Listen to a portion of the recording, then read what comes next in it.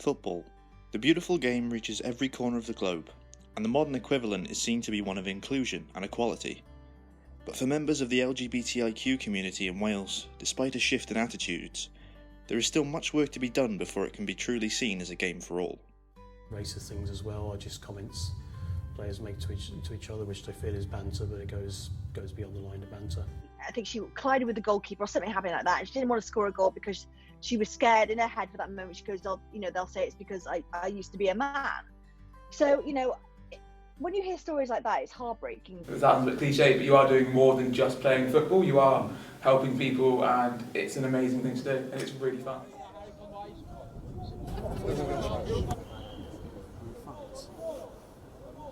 My name is Jason Cousins. I'm a general committee member of the Cardiff Dragons, but also one of the coaches for the various football teams we have. Initially, we were just trying to get a group of people together in Cardiff who liked football, who were either gay or gay friendly, and I was quite new to Cardiff, so just kind of through word of mouth, through friends, we got a few of us together in a pub, initially thinking we were just going to go and watch some games because a few of us followed various teams.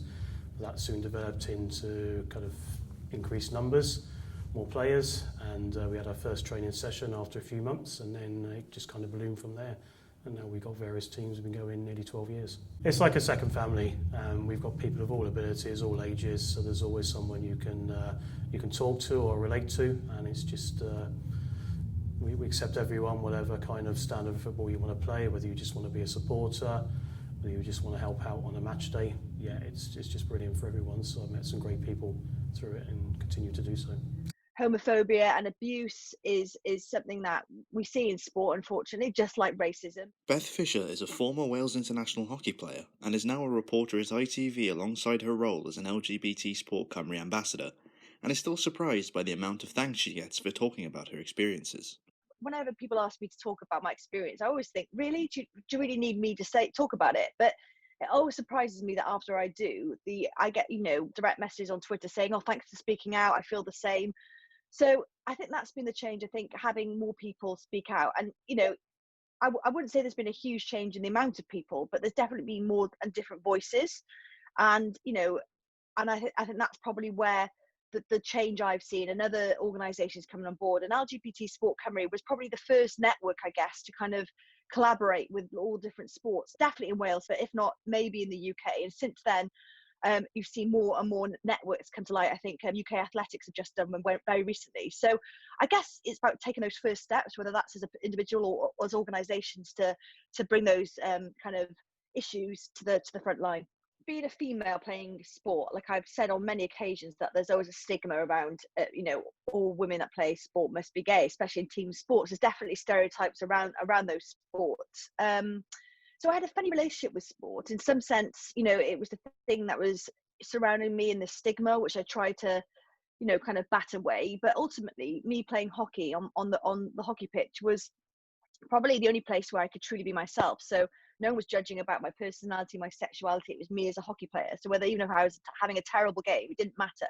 It was all based, on playing. So I guess as well, like it's no secret that, doing exercise, whether that's going out for a long walk or being an international athlete, helps with mental well-being anyway. So of course, going and playing and training would help with that. And I guess it was a bit like my hockey career, kind of and off the pitch stuff with my sexuality. It was about being confident enough to discover who I was, and actually being proud of that, and also not worrying too much about what people think about you, which I think is a huge issue in schools anyway, regardless of sexuality. But if you add that on to a young child's or young person's kind of life, it's really difficult. I kind of think, well, do you know what, sport should be for everyone. Sport at the end of the day was something that basically, I guess, gave me a journey in my life, and I think should be available to everyone.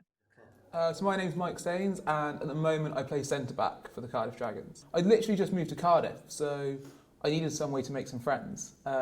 Every time I've ever lived anywhere, I've joined a football team to make friends. Like I played in one in China when I lived there, one in Japan. I taught English as a foreign language, so I worked as an English teacher, and both of them teaching 16-year-old, 17-year-old kids. I scored a goal against the Chinese army. That was quite a proud moment. I played for my team, and We went to train at the pitch, and the Chinese, it's like only the little local army, were having a training session on the pitch where we wanted to play football, and somehow in negotiations we agreed we'd play them a game because neither of us could decide who would use the pitch. So we played them a game, and I think we won 14-0. But they were wearing big army boots. It's also really nice because when I was in Japan, we played with girls and guys in mixed teams, and then I've always maintained the best football I've ever played with. She used to play for the Arsenal Ladies Academy, and then you come here and it's mixed teams as well, so that was really nice. Mike is one of the straight players involved with the team, joining the club in September of last year. He says the welcoming environment is what spurred him to join the Dragons, but has since realised it is much more than that. It was a mixture of the range of teams and the fact they play on those different levels, and then the more you learn about being an LGBT football team and you understand that it's a really nice environment to play in, everyone's really friendly, everyone's really welcoming, and actually you are doing, it sounds a bit cliche, but you are doing more than just playing football, you are helping people, and it's an amazing thing to do, and it's really fun. I must admit, when I first joined, tiny bit nervous. I was like, do I have to come out as straight? I wasn't entirely sure how that works. Turns out you don't. Everyone knew within about 3 minutes. So it's about, probably in our team, about half and half, I'd say, yeah. My name's Natasha Butler, and I play midfield or defence. I was searching on the internet for a football team to play for, and also I moved to Cardiff at the beginning of 2018, and I thought it would be a good way to meet people as well. So it was both really. I wanted to get into football, but socially as well. I thought it'd be a nice thing to do. I saw it as a good way to meet people like me. The inclusivity of the club was quite attractive, and it's really nice that you meet so many different people, different types of people. So I've been a member of hockey clubs before, and I just felt like this would be a different experience, really. The Dragons have a number of different sides available to play in, but whilst the GFSN holds the inclusive surrounding you would expect in a modern-day football society, their now former Sunday League team experienced something quite different. We had a Sunday League team which we formed 3 years ago, which have now gone their own way, but within those games sometimes we had the odd bit of kind of behaviour on the pitch. Not too much, just the odd thing now and again, and we play in a league up at Goal on a Tuesday night. Again, probably 99% of the games have been perfectly fine, just the odd isolated incident, and sometimes when we're out and about as well, just socially on weekends away, the odd isolated incident, but nothing too kind of regular. But it's sad that it's happening. We do try and kind of work to resolve it in a positive way each time, and there is a good network now of reporting that kind of abuse or comments or whatever it might be through kind of the FAW now. There's kind of a structure in place so people feel more confident to report it, and it's going to be dealt with properly now. And also with recent areas like racism in football being more kind of to the forefront of the media now, and you see something kind of every week now kind of happening, which is very, very sad, but you also see that it's being reported and people are standing up for themselves and feeling the need to do something about it, which is great. So it can only kind of improve the situation going forward, I think. Anything from a player just receiving a derogatory comment, kind of assumption, or on a night out, maybe we've just been in a kind of a restaurant or a takeaway or something, and someone said something kind of to a particular person. It's never happened to me, but we've had it within the club, so I can't say exactly what was said, but it's kind of something that you shouldn't be here, that kind of thing, or you're not good enough to play football, you shouldn't be playing football, things along those kind of lines, which is sad. Yeah. It's not just homophobic abuse which happens. As a football referee myself, I've heard things on the pitch in the past, racist things as well, or just comments players make to each other, which they feel is banter, but it goes beyond the line of banter. I would normally kind of speak to the player and just explain why that's not acceptable.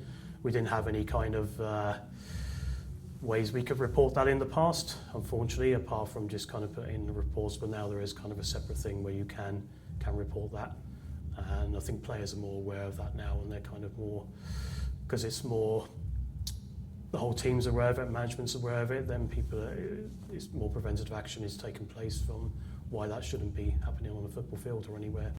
So I've never experienced that in our games, but we do play in the GFSM, which is the Gay Friendly Supporters Network. so it's very welcoming. I know that we also have a Sunday League team that play in Sunday games in Cardiff, and they've definitely had homophobic abuse fired at them during matches.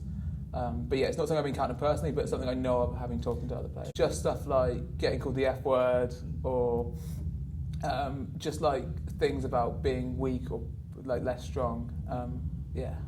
But I think in terms of women's football, I think it's a different probably situation to the men's, to be honest with you, because there are a lot of women, you know, who are lesbian or bisexual playing for other football teams. Not a lot, but, you know, it's not uncommon. So I think it's a little bit different to the situation with the men's. In terms of transphobia, to be honest with you, I have heard one or two comments and I wasn't sure quite how to take them. I just thought to myself, what was that about? And it may be my misinterpretation, but that was something I heard. And to be honest with you, it might have been that element to the comment, because often people make comments and they're a bit sly about it. And I didn't say anything because I didn't know whether I was misinterpreting it, and I didn't know also, and to be honest with you, I thought that the trans person who was playing had you know, clocked it. I wasn't sure how she. I wasn't sure exactly how she had taken it. So sometimes you don't draw attention to these things as well, because you can sort of make a situation. I'm not sure. It's a difficult situation. But yeah, I didn't say anything. That's the one thing I've heard. Yeah. Looking back now, do you wish you had said something? I could, you know, maybe the thing is, it was sort of during like I wasn't actually near that person, so I would have had to go across the pitch and say, "What's that about?" Do I wish I'd said so? I don't know. It might have made something bigger of it, but sometimes, yeah, I could have. Yeah, I could have said, "What was that about?" Do I wish I had? Maybe.